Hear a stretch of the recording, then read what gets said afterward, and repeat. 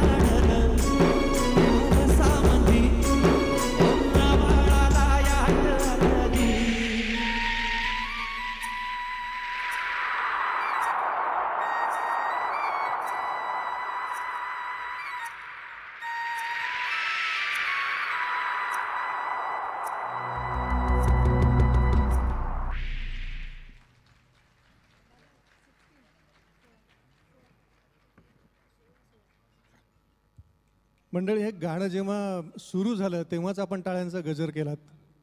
मला असं वाटतं की सैराट या चित्रपटाची कथा जितकी गाजली त्याच्याहीपेक्षा कदाचित जास्त प्रमाणात जो वाटा होता तो चित्रपट यशस्वी होण्याचा, तो संगीताचा होता.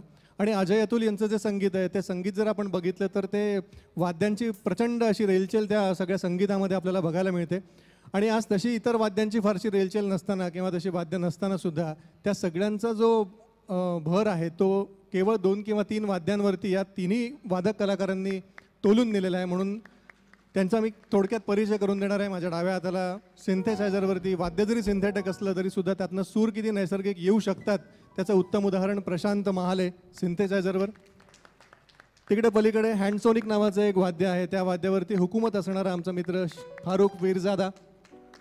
आणि ऑक्टोपॅड त्याचबरोबरीने इतर सगळी तालवाद्य जे घेऊन बसलेला आहे तो महेंद्र फुलफगर आमचा मित्र. या वादकांचा सुद्धा अत्यंत मोठा वाटा या संपूर्ण गाण्यांच्या सादरीकरणामध्ये आहे. तेव्हा त्यांच्याकरता एक जोरदार टाळ्यांचा गजर आपण करूया.